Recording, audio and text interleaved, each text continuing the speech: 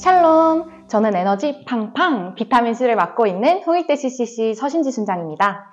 날이 많이 추워졌는데 다들 따뜻하게 입고 다니고 계신가요? 바쁜 일정 가운데 건강 챙기기도 중요하다는 사실, 겉옷도 꼭 챙기시고 명예약식인 말씀을 비타민 삼아 건강하시길 소망합니다.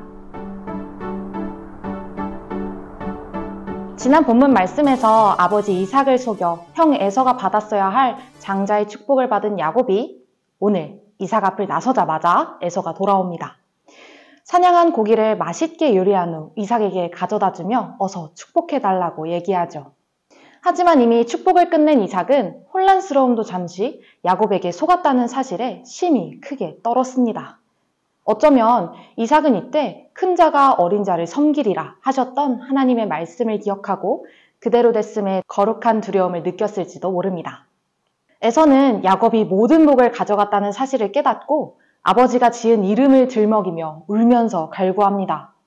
속이다 라는 뜻의 이름을 가진 야곱이 자신을 2번이나 속였다고, 장자의 명분을 빼앗더니 이제는 복을 빼앗았다며 남은 복이라도 달라고 조르는 에서에게 이삭은 안타깝지만 단호한 태도로 말합니다. 야곱을 너의 주인으로 세우고 곡식과 포도주가 떨어지지 않도록 축복했으니 그가 반드시 복을 받을 것이며 너에게 줄 복이 없다고 말입니다.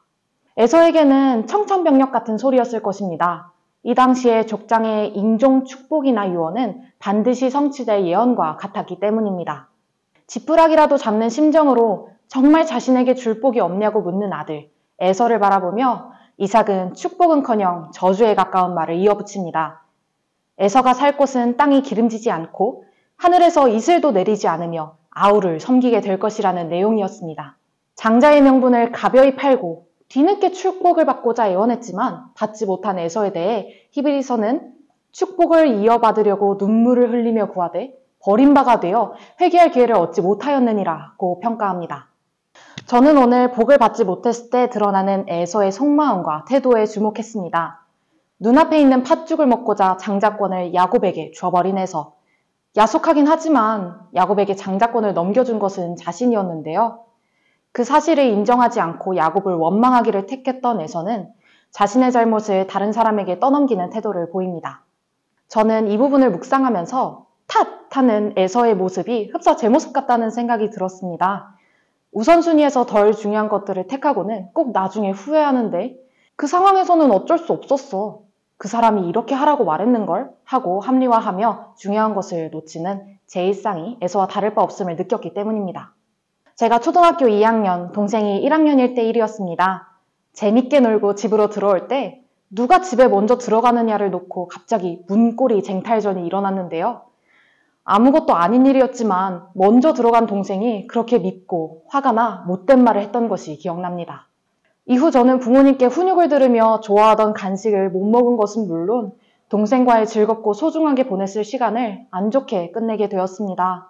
저는 그날 내내 동생이 먼저 들어가지만 않았다면 이런 일은 없었어 라고 동생을 탓하며 미워했는데요. 훗날 동생에게 상처를 준 이 일에 대해 잊지 못하면서 후회하게 됩니다. 하지만 삶을 돌아보니 장성한 지금도 형태만 다를 뿐 여전히 같은 행실을 보이고 있었습니다. 예배에 늦을 뻔하면서 딱 한 자리 남은 선택 특강이 예배 시간 직전이었을 뿐이야 라고, 큐티를 미루면서 오늘 과제가 많았기 때문이야 라고 탓하는 제 모습을 보며 하나님이 복을 주고 싶으셔도 줄 수 없었겠다 라는 생각을 하게 되었습니다. 그리고 이에 반성하면서 행동에 앞서 하나님 앞에 우선순위를 바로 세우고자 다짐하는 시간을 가졌습니다.